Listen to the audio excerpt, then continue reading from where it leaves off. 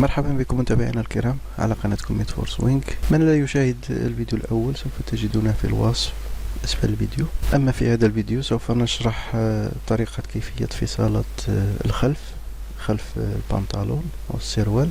أما الآن إخواني الكرام سوف نرفع هذا المكان ب4 سنتيم، لكن أنا قمت برفعه ب5.5 لأن الجزء الأمامي نزلنا بسنتيم ونصف، وسوف نقوم بتسطيره بهذه الطريقة.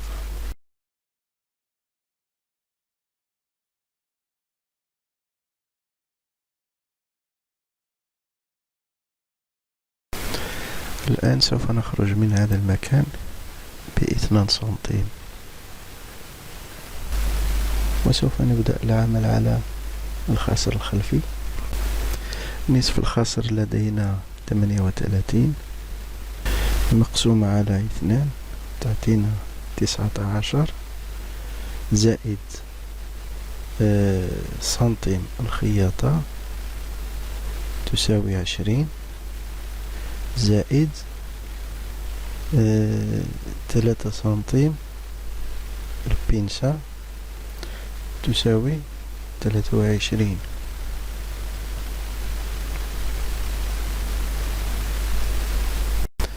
نضع 23 في الخصر الخلفي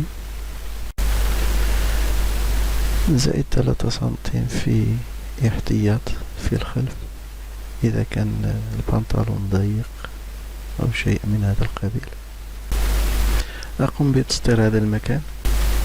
لحظة إخواني الكرام، لا تقوم بتحريك المسطرة من الأسفل، فقط من الأعلى في الخصر حتى يكون الجزء في مكانه كما تلاحظون داخل 5 سنتيم سوسته بهذه الطريقة.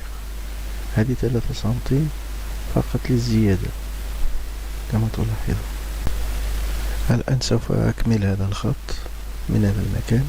لدينا 5 سنتيم في السوسته في الجزء الأمامي، سوف نضع 4 سنتيم في الجزء الخلفي لأن لدينا 2 سنتيم في جنب أسفل الجيب. الآن سوف أضع 2 سنتيم في الركبة في هذه الجهة وفي الأسفل أيضا، ومن الجهة الأخرى أيضا.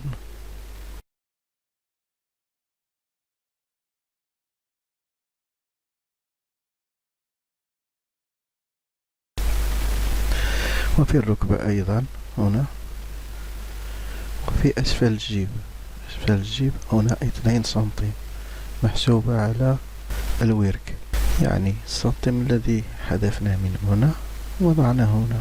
الآن سوف أقوم بتسطير الكل وأقوم بتقطيعه.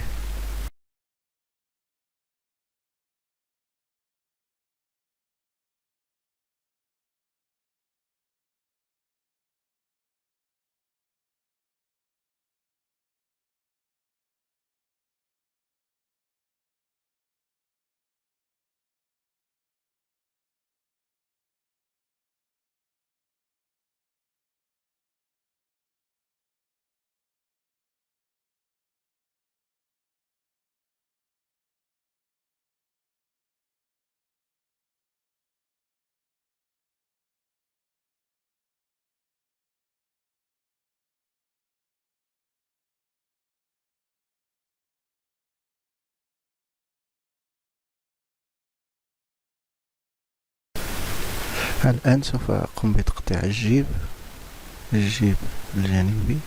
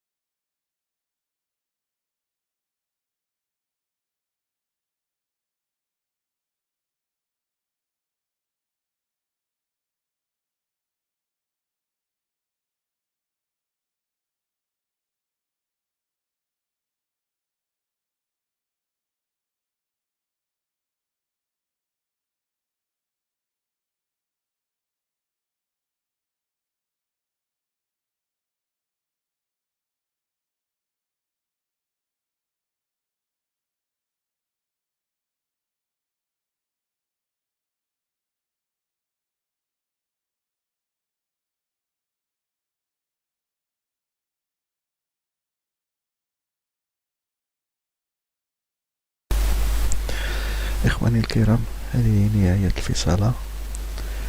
لدي فيديو ثالث للخياطة سوف تجدونه أسفل الفيديو في الوصف.